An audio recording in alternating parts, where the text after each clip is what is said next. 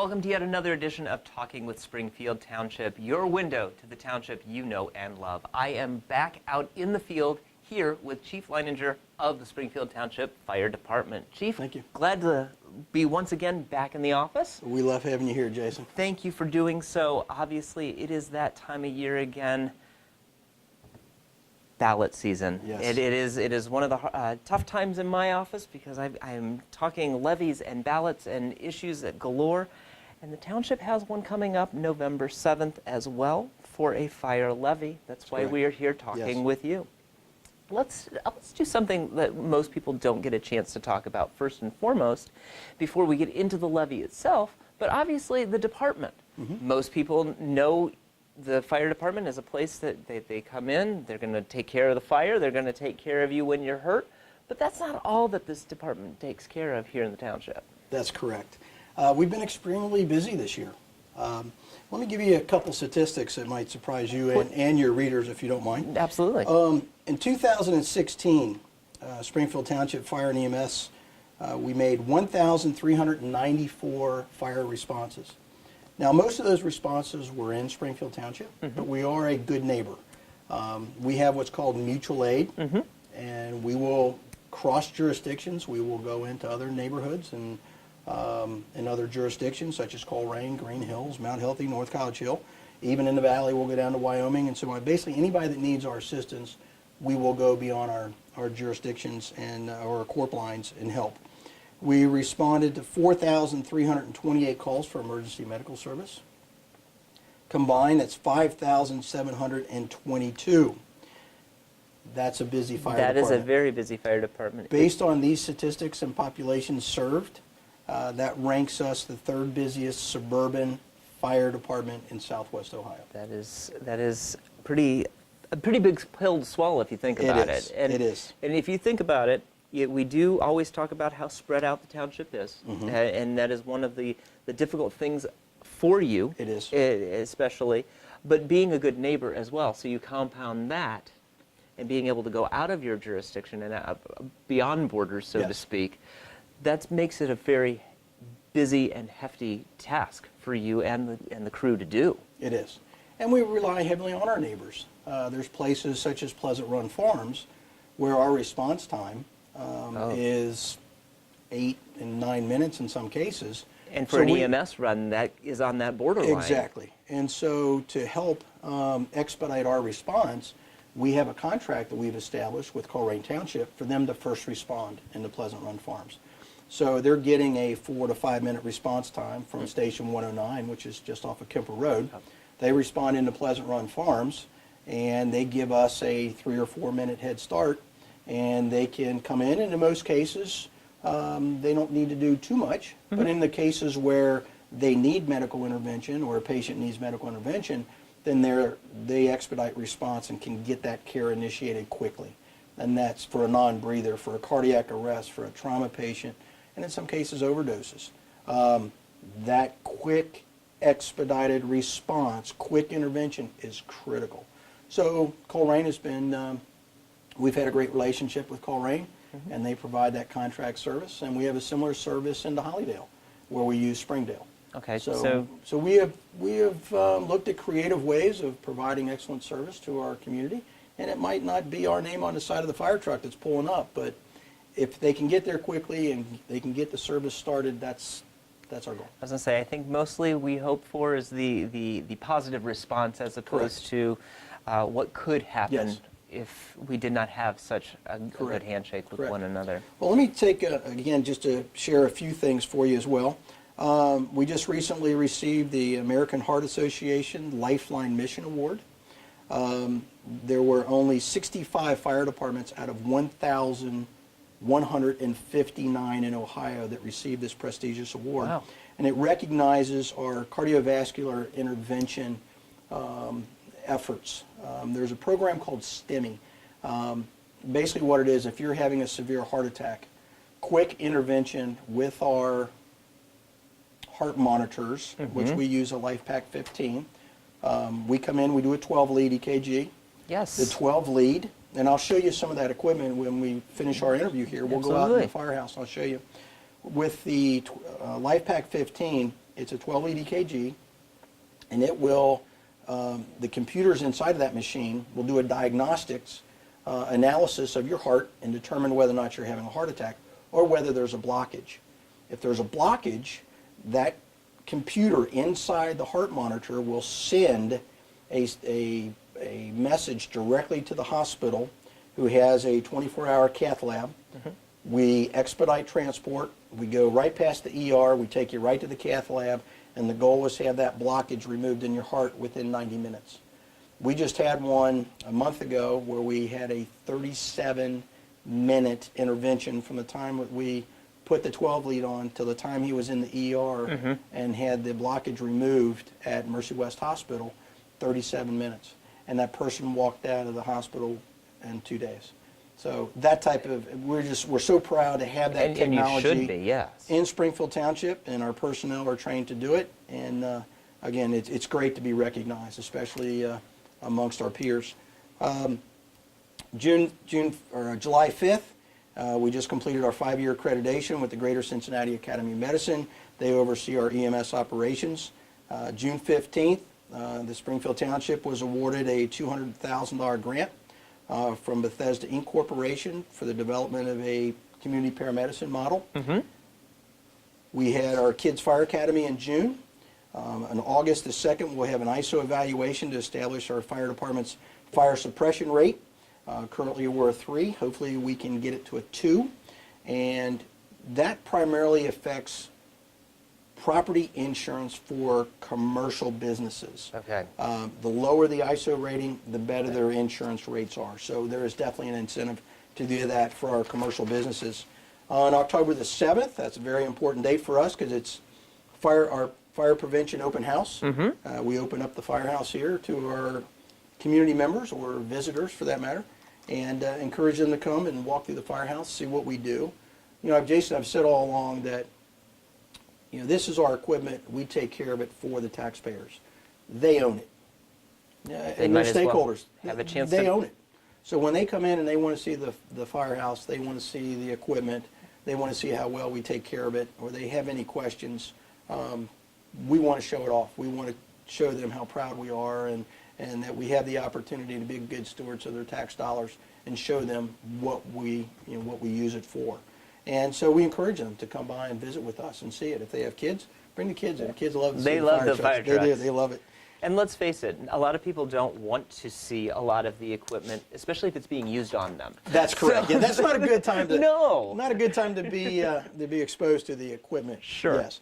I'm sure that they're happy that we have it, but I'd much rather show it to them in a non-emergency situation. Absolutely. Yes. And then November the 7th is our fire levy. Encourage everybody to get out and vote, not only for fire levies, but really for all issues that need people's input. It brings us to that question. I mean, obviously, it will be on the ballot in November, but it is a renewal of a 5-year. Obviously, we've read of the great accomplishments of the department, but what is the necessity of it? People are always going to look and go, here comes another tax levy on the ballot. Why is this so important? Well, it gives us the ability to sustain our operations. The levy, the 1 mil levy, generates $561,000 for our operation. And quite frankly, Jason, I mean, without that $561,000, this operation is going to suffer. Sure. It may affect personnel. Obviously, it'll affect our ability to buy equipment and buy supplies and to use the technology that we use every day. To give you some idea, a heart monitor is $25,000. I've got a radio right here. This is nothing more than a small computer. And this radio right here is about $5,000. That's amazing. And so, you know, you see these things and you just kind of take them for granted, but you don't really think about the cost associated with these things. And these need to be replaced. They have like any piece of electronics, it has a shelf life. It does. And this radio right here is 10 years old. They don't support it. Motorola doesn't support it anymore, which forces us to buy new equipment. And the new replacement radio could be $6,000, $7,000, just one radio. And we have 40 of these. I was going to say, let's Yes, let's let's add do the the cost. math. Yeah, Let's exactly. do the math. So a cardiac monitor is about $25,000. Its shelf life is about 10 years. Our SCBA's, they're coming up on the 10-year mark. They're required to be replaced and be upgraded with new technology. And when I bought those 10 years ago, an SCBA cost $3,800. Today, they're close to $7,500, and I have 42. So again, Do the math. multiplication, yes, yes. So, and those have to be replaced next year. I have 3 fire trucks that need to be replaced. Although the investment in that is a 20-year investment, Sure. but a new fire truck today is about $500,000. And obviously, definitely a different piece of equipment than you would have had 10 years ago, 20 years Oh, yeah. ago. I mean, I have 2 fire trucks out there right now. They're over 20 years old. They're still functioning. Sure. But we anticipate that there will be a need to replace those within the next couple of years, and we're already planning ahead of time.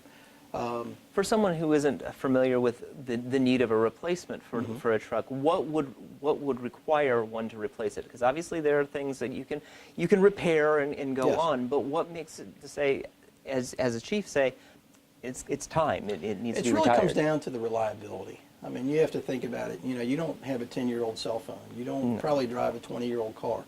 Over time, it's just going to wear out. The pumps that are on it, over time, they just wear out. And the thing is, it's really dependability. In an emergency situation, you don't want to tell somebody, well, I'm sorry, we didn't get there quickly because our fire truck broke down. You know, at some point in time, you have to draw the line and say, we just can't take a chance anymore that this truck is going to break down. Sure. There's safety involved because you have brake mechanisms that are 20 years old. You've got, and just DOT standards and the EPA standards now for pollution and affects the engine and so on. So, I mean, over a 20-year time period, just think of all the changes that have occurred technology-wise and also safety standards and everything else that come with it. So, I mean, we're very proud. We take good care of our equipment. I'm proud to show it off at any time. It's sitting out there ready to go. But at some point in time in the very near future, we're going to have to draw the line and say, you know what, it's just not dependable anymore. Right. Now, of course, we're looking at this levy. It is a renewal, so it's something that is already being paid by the taxpayer already. How will this affect the taxpayer if it were the infamous $100,000 home? How does it affect that individual? Well, they in their won't tax see an bill? increase. I mean, See, that's the main thing. And that's the important is thing. they won't see, it's not a new tax. Yeah.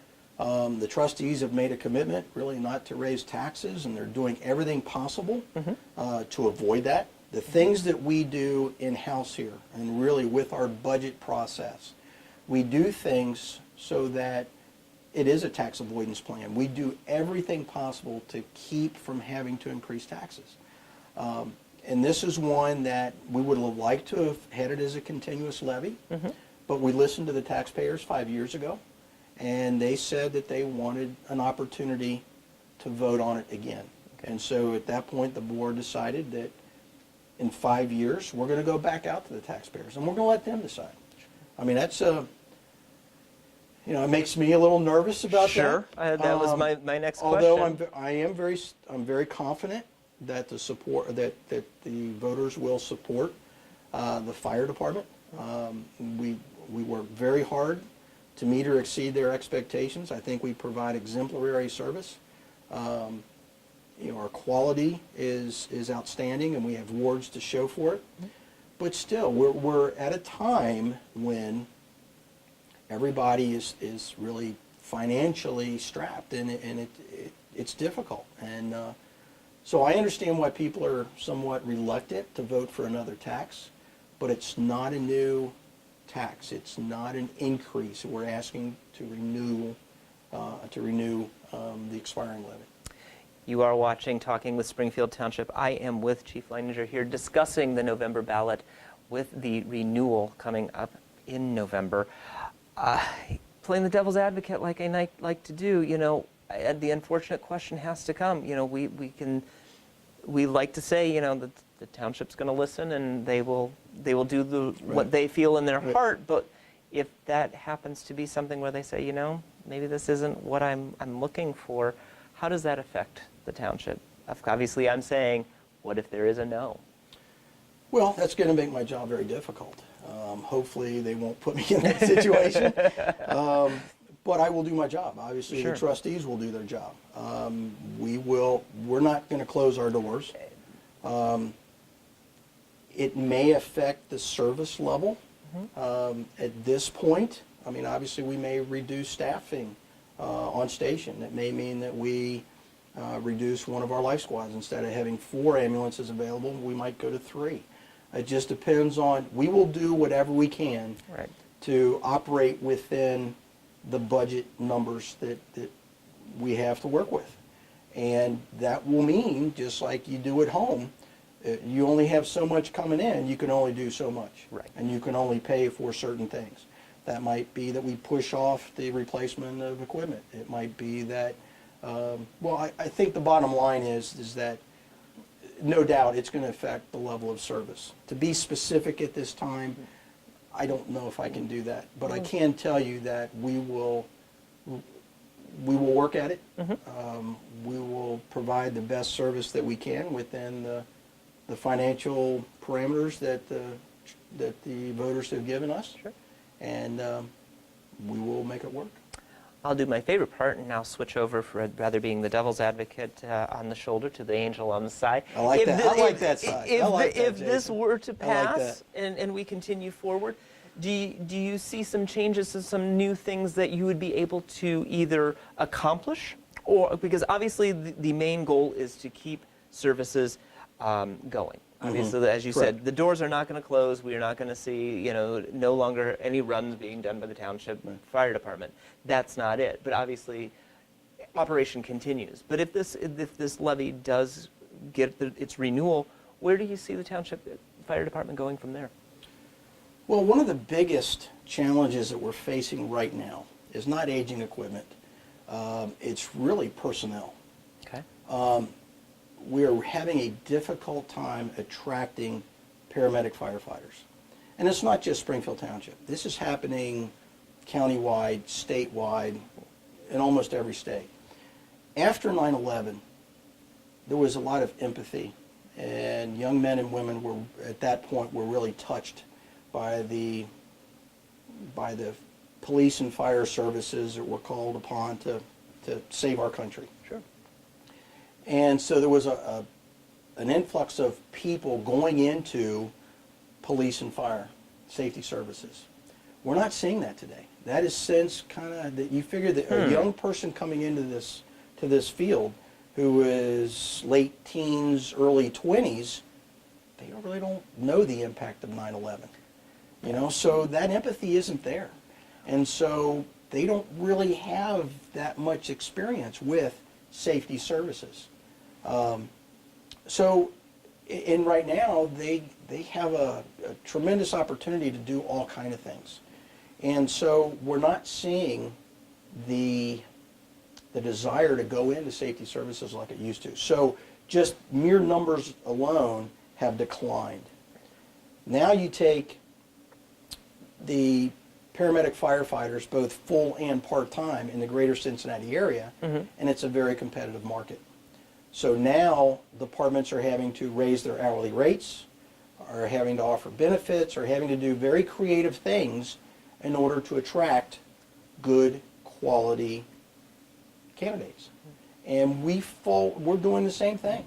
It's a very competitive market, and so we have to be creative and stay competitive in the market in order to attract good quality. Jason, you're only as good as your people. Exactly. And, I feel Springfield Township has some of the best. We have seen people come to the department and have stayed and have been wonderful, wonderful services. And I'm very proud of them. And we've been able to make them feel special while they're here. And but I think it's going to get more difficult in the future to attract and retain good quality people. And so a big part of that, the monies that will be generated through the fire levy will really focus on personnel and to give us that edge perhaps in the market to attract good quality people, because that's what it is. I mean, let's face it, fire service and EMS, it's about service. It's Exactly. a paramedic showing up that is skilled and can use the equipment that, yes, needs to be replaced, and yes, is expensive, but that equipment's not as important as really the knowledge of that individual that responds to your house when you need a firefighter or you need a paramedic. Obviously, these challenges are, that's a very large challenge to try to find. Obviously, it has always been find the qualified candidate for the job. And at one point was probably a good picking. But now that you have to make this a new conscious decision, as coming from a pool that's probably very minimal now. Yes, it is. How does that shift an ideal? I mean, how do you drum up someone who may not have that empathy? How you don't have, I can't say you don't have a job fair, so to speak, but you've got to be able to find these candidates. How does that, as chief, how does that make your job can't make it any easier? Well, it's not. It's not just one thing that's going to fix it, Jason. I mean, I think it's a lot of different things. And, you know, what we're competing with, let me give you an example. A paramedic who doesn't have to be a firefighter can work for a hospital now for almost $24 an hour. Work 24 hours a week, full benefits, and make $24 an hour. I can't compete with that on a part-time basis. And it's the same. I mean, other departments are raising their hourly rates in order to attract candidates and retain the ones that they have. And in some cases, they're paying $3, $4 more than what I am. Now, one of the advantages that I have is that I have run volume. And we're, as I mentioned before, we're the third busiest suburban fire department in Southwest Ohio. That being said, attracts young medic firefighters because they want the activity. Right. They like it. They want to run. I mean, when you're a soldier, you want to be out there fighting. When you're a paramedic firefighter, you want to be somewhere where there's activity and you can use your skills. But that's not for everybody, you know. So, but we leverage that. We use that. We have some of the best training in Southwest Ohio that we can offer candidates. But we're looking at a lot of different things in order to be, you know, to make us more competitive in the market. Sure. Now, obviously, the major question I always have is, if anybody else has any further questions that I have not been able to elicit out of you, how do they get a hold of you? Well, they can contact me by just going to our website, springfieldtownship.org. It has my information. It has the website. It has my email. It also has a telephone number. They're welcome to call me. I'd be glad to talk with them on the phone. They're welcome to come in and meet with me in person. I would be glad to show them the firehouse at any time. And if I'm not available, any of my staff would be glad to do that too. You know, Jason, this fire operation is really, it's owned by the taxpayers, and it belongs to them. And we are basically the caretakers, you know. So we're very fortunate to have some great people, great leadership, and great facilities to operate under. We pride ourselves on giving the best possible service we can within the financial means that we have to work with. And we want to be the best in class. I mean, that's our goal, to keep raising the bar, looking at innovative ways to do things, looking at collaboration and doing things more with our surrounding neighborhood jurisdictions. So, you know, we have a lot of great things going for us. We hope that the taxpayers will see that and will want to continue that excellent service. And but if anybody has any questions and would like to talk to me personally, please feel free to contact me, and I would be glad to meet with them one-on-one.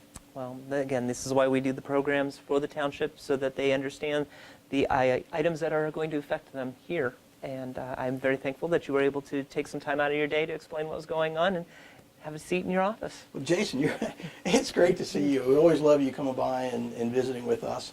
We like the fact now that you're being kind of more mobile. You're getting out of the studio. I'm normally used to sitting talking to you, you know, with black curtains behind us and things, but sometimes we got to get out and move around. I like the new mobile approach kind of thing, where, you know, we can come to the firehouse and I can show off the equipment and show you some new things. We can make things happen. I love that. I love that. Chief, thanks for joining us today. I also want to recognize this young man behind the camera too. Doesn't he do an awesome job? This is Sean. He's here working with Waycross as an intern, and had the pleasure of working with him today. Thank you, Sean.